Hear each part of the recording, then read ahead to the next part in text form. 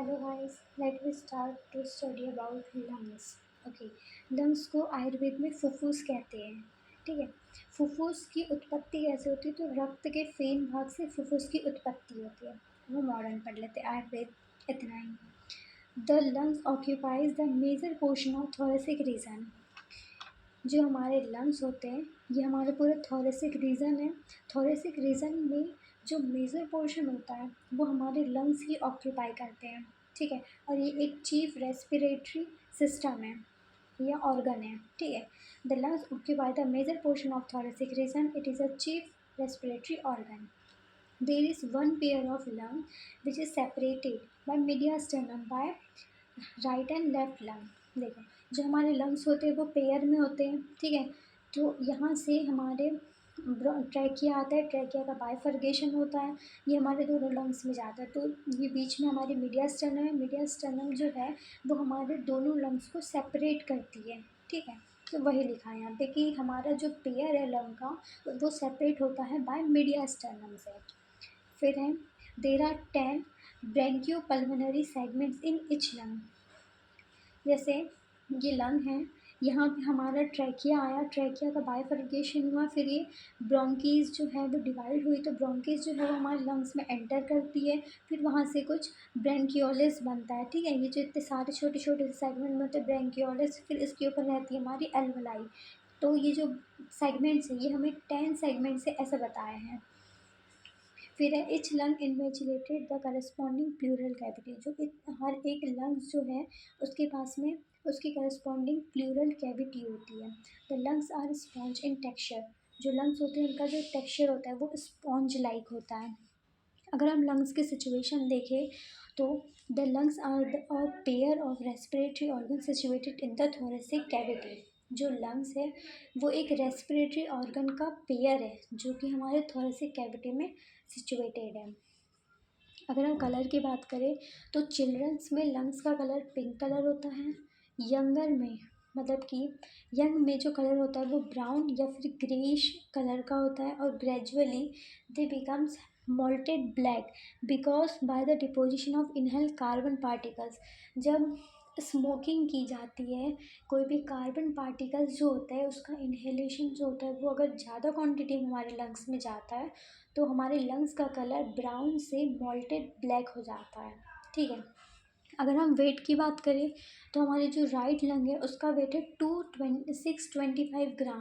मतलब अप्रॉक्स 700 हम ले लेते हैं कि हमारे जो राइट लंग का जो वेट होता है वो 700 ग्राम होता है.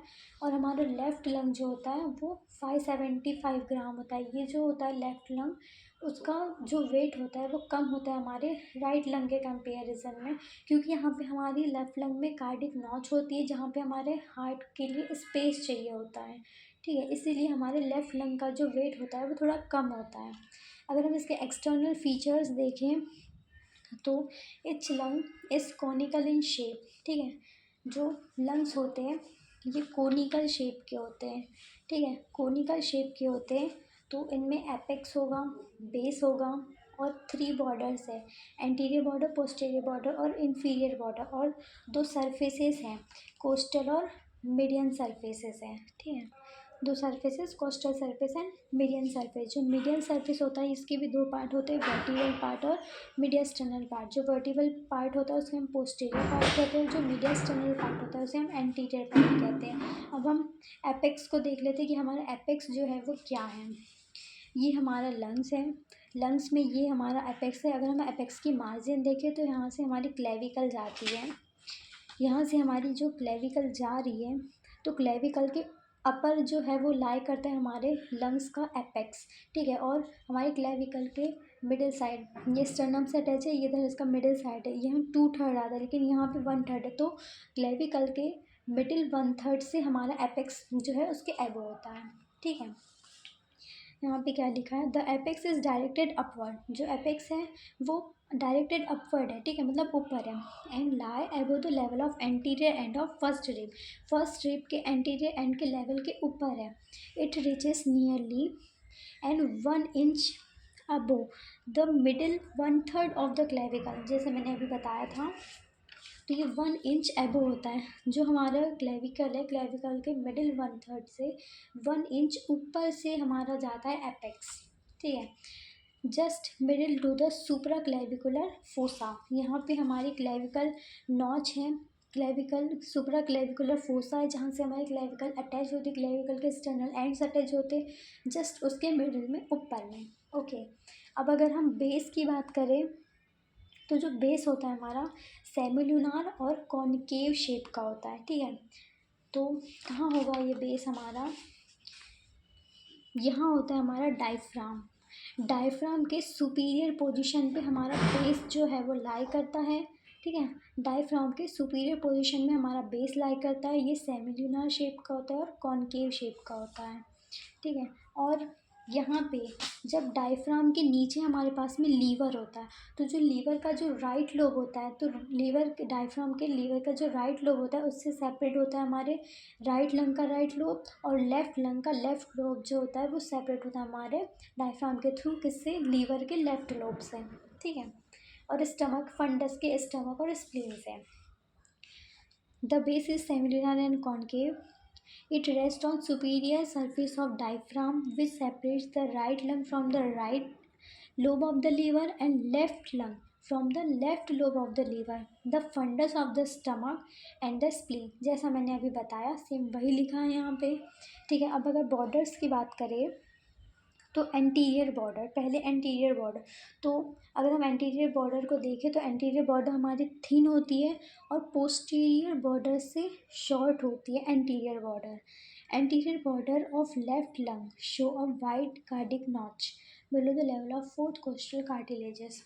जो हमारी एंटीरियर बॉर्डर होती है, एंटीरियर बॉर्डर जो होती है उसके मिडिल में, जैसे अगर हम इसको देखें, इस एंगल को, इस वाले लेफ्ट लोब को देखें अगर हम हमारे लंग्स के, तो यहाँ पे हमारे कार्डिक नॉच हैं।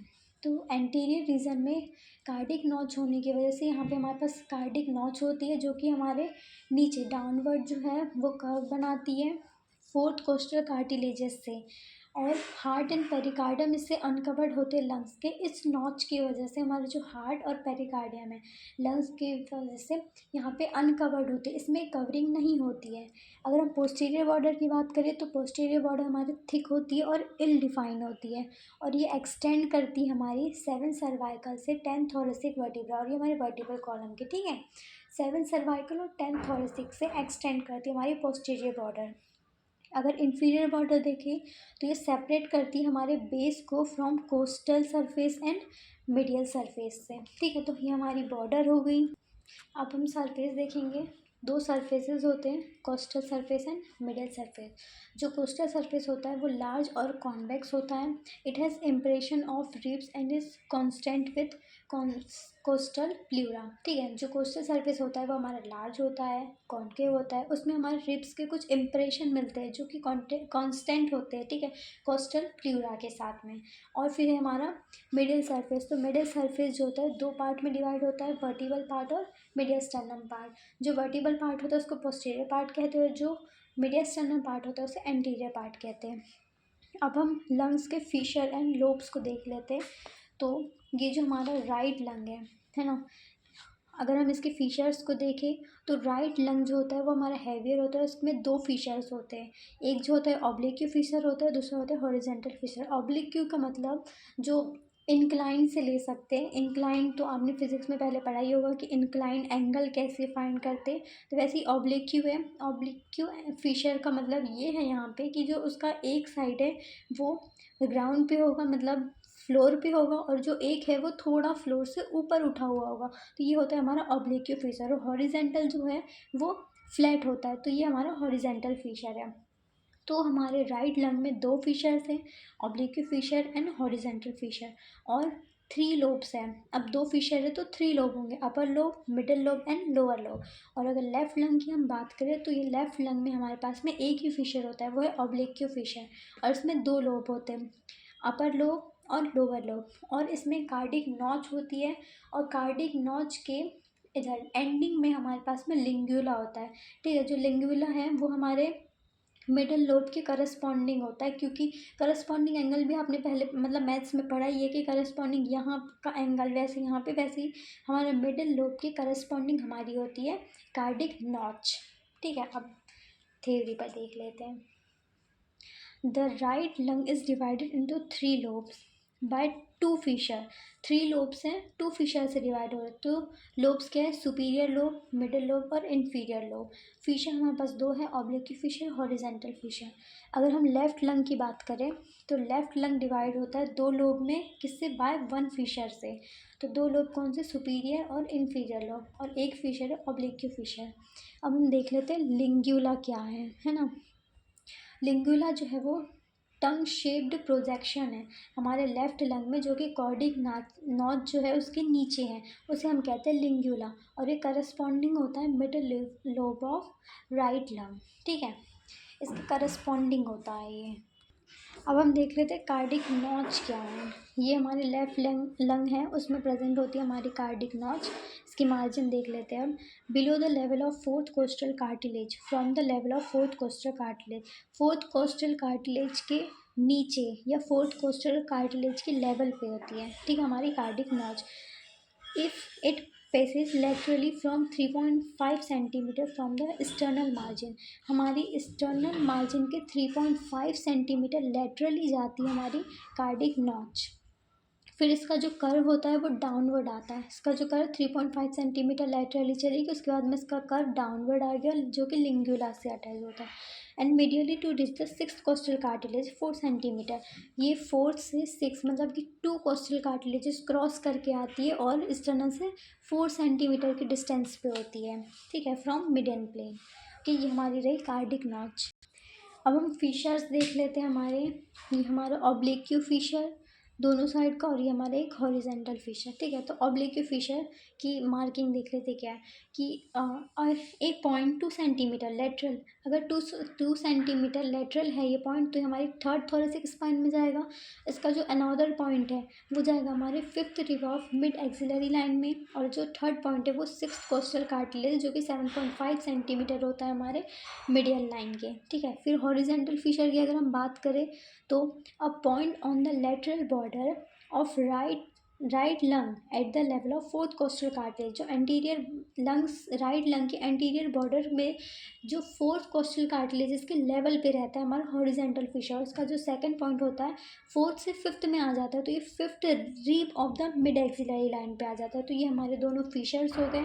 अब हम देख लेते हैं कि जो हमारे मीडियास्टर्नल सरफेस से कौन से राइट एंड लेफ्ट लंग के जो स्ट्रक्चर रिलेटेड है वो देख लेते हैं। ठीक है, सब दोनों के अलग अलग है, ये डिफ्रेंशिएशन नहीं है, आप इसे बिल्कुल भी डिफ्रेंशिएशन नहीं समझना। ठीक है, ये हमारे कुछ कंटेंट्स हैं जो हम बता रहे कि हमारे मीडियास्टर्नल सरफेस से कौन से सरफेस जो है वो रिलेट करते हैं, हमारे राइट लंग में कौन से रिलेट करते हैं और लेफ्ट लंग में कौन से रिलेट करते हैं। ठीक है, तो राइट लंग के हैं right atrium and auricle, a small part of right ventricle, lower part of right brachiocephalic vein, esophagus, right vagus nerve, right phrenic nerve, right sympathetic nerve, superior vena cava, azygous vein, inferior vena cava और trachea. ये हमारे right lung के जो है surfaces है जो मीडियास्टर्नम से, ये राइट लंग के स्ट्रक्चर है जो हमारे मीडियास्टर्नल सरफेस से रिलेट करते हैं। और लेफ्ट लंग में है left auricle, left ventricle, left brachiocephalic vein, oesophagus, left vagus nerve, left phrenic nerve, left sympathetic nerve, pulmonary trunk, arch of aorta, descending thoracic aorta, thoracic duct, left recurrent laryngeal nerve. ये जो structures है ये हमारे left lung के। ठीक है, ये आपको याद रखने हैं ये स्ट्रक्चर्स। अब हम पढ़ेंगे रूट ऑफ लंग्स। ठीक है, रूट ऑफ लंग्स ये है हमारी रूट ऑफ लंग्स। अब आप ये बोलेंगे कि लंग्स में ये वाला स्ट्रक्चर कैसे आ गया, तो ये स्ट्रक्चर हम पहले डील कर चुके हैं।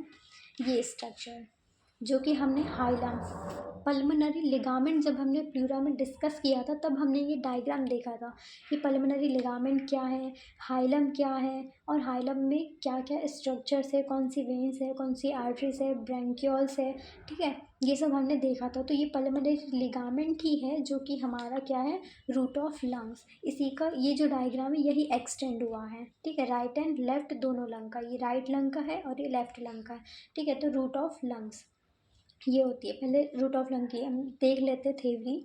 It is short broad peduncle which connect medial surface of the lungs to mediastinum. ये शॉर्ट होता है, इसका ब्रॉड पेडंकल होता है जो कि कनेक्ट होता है middle surface of the lungs to mediastinum, मतलब मीडियास्टर्नम से लंग्स को कनेक्ट करता है मिडिल सरफेस से। फिर the root of the lungs lie opposite the body of the fifth six seven thoracic vertebra. जो लंग्स की रूट होती है वो उसके अपोजिट में लाई करती है, जो हमारी थोरेसिक वर्टिब्रा होती है फिफ्थ सिक्स और सेवन, इसके अपोजिट में लाई करती है। देन अगर हम इसके रिलेशन देख ले तो एंटीरियर में होते हैं, ये जो हमारे डायग्राम है इसमें कुछ कॉमन स्ट्रक्चर्स होते हैं और कुछ जो होते हैं जो राइट के थोड़े एक्सटेंड होते हैं और लेफ़्ट के थोड़े शॉर्ट होते हैं, बिकॉज क्योंकि लेफ़्ट जो लंग होता है वो हमारा वेटेज जो है वो कम रखता है और राइट वाले ज़्यादा होते हैं। यहाँ पे हमारे एपेक्स की वजह से, कार्डिक नॉच की वजह से इसमें स्ट्रक्चर थोड़े से कम होते हैं।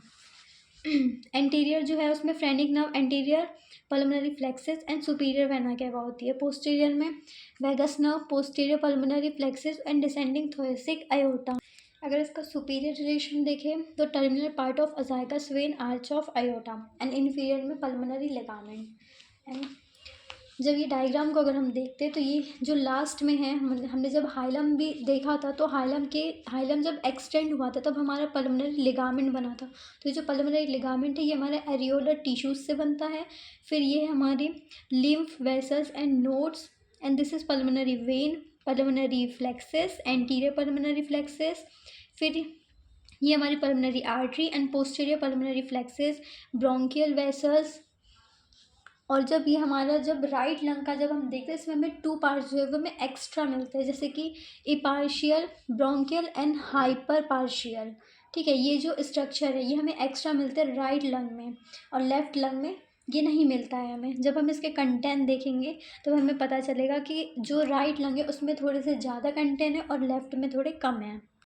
अब रूट ऑफ लंग्स में जितने कंटेंट्स लगते हैं राइट एंड लेफ्ट लंग्स में वो देख लेते हैं। इपार्शियल ब्रोंकिस, हाइपर पार्शियल ब्रोंकिस, पल्मोनरी आर्टरी जो कि दो होती है, पल्मोनरी वेन्स एक होती है, ब्रैंकियल आर्टरी जो होती है वो दो होती है।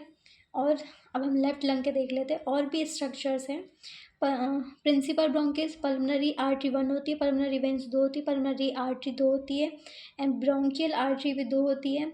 ब्रैंकियल जो वेन है वो भी एक ही होती है हमारे लेफ्ट लंग में। जो राइट लंग में ब्रैंकियल वेन है वो भी एक है और लेफ्ट लंग में भी एक ही होती है। फिर इसमें लिम्फेटिक्स ऑफ लंग्स होते हैं, लिम्फ नोड्स एंड ब्रोंकियल्स होते हैं। इसमें भी लिम्फेटिक ऑफ वेसल्स होते हैं and lymph node of bronchioles होते हैं। इसमें 8 कंटेंट होते हैं, इसमें 7 कंटेंट्स होते हैं।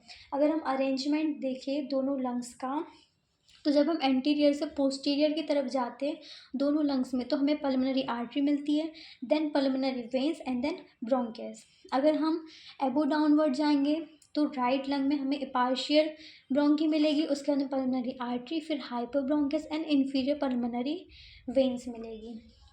जैसे अगर हम राइट में देखें सबसे पहले इपार्शियल ब्रोंकी मिला, फिर हमें पल्मोनरी आर्टरी मिली, फिर हमें हाइपर पार्शियल मिला, फिर फेलिमेंट्री लिगामेंट या फिर हम जिसे कहते हैं इन्फीरियर पल्मोनरी वेन्स मिली। अगर हम लेफ्ट साइड की बात करें तो पहले हमें पल्मोनरी आर्टरी मिलेगी, इसमें हमें पार्शियल ब्रोंकी मिला था लेकिन इसमें हमें पल्मोनरी आर्टरीज मिलेगी, left principal bronchus and inferior pulmonary veins मिलेगी जब हम ऊपर से नीचे जाएंगे तो, ठीक है। अब हम right lungs and left lung में डिफरेंस देख लेते हैं क्या होता है। कि जो राइट लंग होता है उसमें 2 फिशर्स होते हैं जो कि 3 लोब्स होते हैं जो जिसे 2 फिशर्स डिवाइड करते हैं, और लेफ्ट लंग में 2 लोब्स होते हैं जिसे 1 फिशर डिवाइड करते हैं। इसमें ऑब्लिक्यू फिशर होता है, इसमें ऑब्लिक्यू एंड हॉरिजेंटल दोनों फिशर होते हैं। लेफ्ट लंग का जो थर्ड लोब होता है लिंक्यूला, वो हार्ट से एकोमोडेट करता है। राइट लंग की एंटीरियर बॉर्डर स्ट्रेट होती है, लेफ्ट लंग की एंटीरियर बॉर्डर इंटरप्टेड होती है कार्डिक नॉच से।